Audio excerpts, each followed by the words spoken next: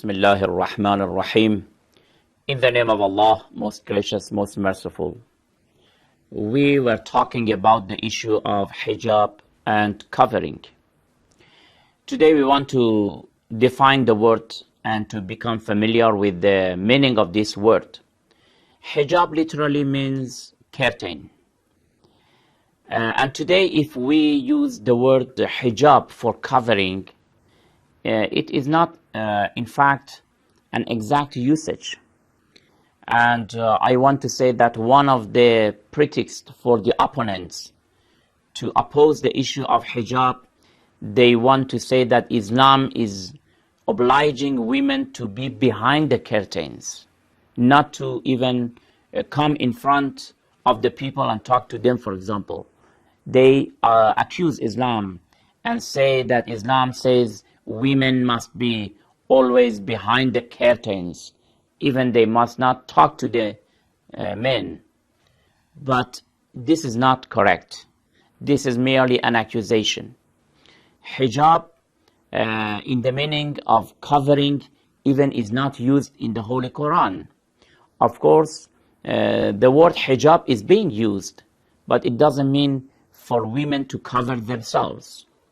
For covering, we have another term that the jurisprudence and the scholars have used it, and that is the word of as-satr. As-satr means to cover. That is an exact word for it. By as-satr, we mean that a lady, a woman, must cover those parts of the body that Islam has obliged her to cover. This is the meaning of covering. But of course, whenever we use the word hijab, please, we don't mean the curtain. And we don't want to say the women must be behind the curtain. If we use hijab, and today hijab is being used for the same concept, we mean for covering. So this is the literal meaning. Technically speaking, hijab, as I said, it means that Islam has obliged ladies and women to cover themselves when they are in the public sphere, in the public community, in front of a lot of men. Of course, not within the house, not in front of their maharim. Maharim, I mean those men that they are not marriageable, unmarriageable men for a lady. We call it al-maharim. For example, in front of her uncle, in front of her brother, in front of her father and grandfather. These are unmarriageable men. When we are talking about hijab and we say a woman must cover herself, we mean when she is in front of some strangers, the men who are looking at her. So what is the philosophy behind it? We will discuss the matter from 4 aspects. There are, in fact, 4 reasons behind this matter. First of all, about the mental tranquility of the family. The mental tranquility is very important. Hijab will help the person, both men and women, to be safe as far as the mental tranquility is concerned. The second aspect is the issue of family.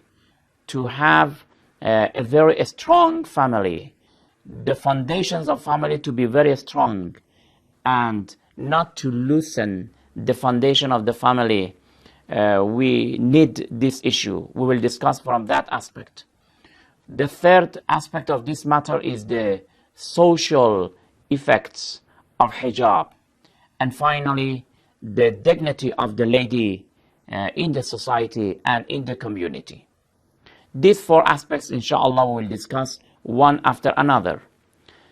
The first matter is the mental relaxation or the mental tranquility. You see, Islam says that there must be borders between men and women.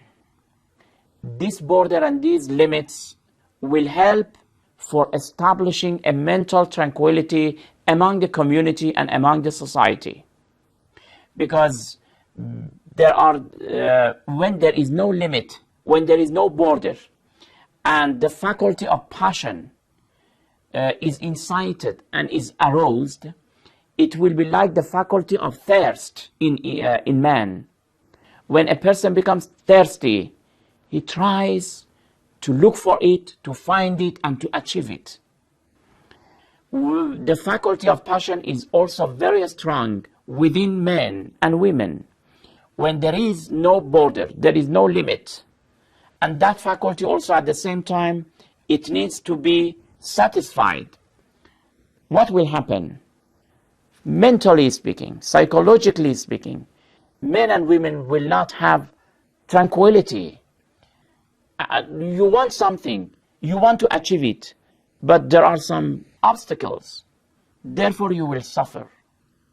And this is why that in Islam, from the beginning, we are banned of even looking or staring or gazing passionately at a lady. Look at chapter 24, verse 30. What does it say? It says, قُلْ لِلْمُؤْمِنِينَ يَغُضُّوا مِنْ أَبْصَارِهِمْ وَيَحْفَظُوا فُرُوجَهُمْ.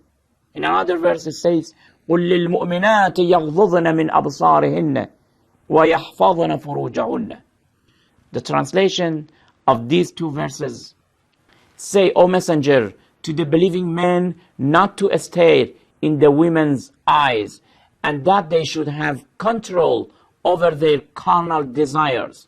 And this is more appropriate and purer for them. And Allah is the absolute knower of what people do. And say to the believing women that they should not stare in the men's eyes, and they should subdue their carnal desires.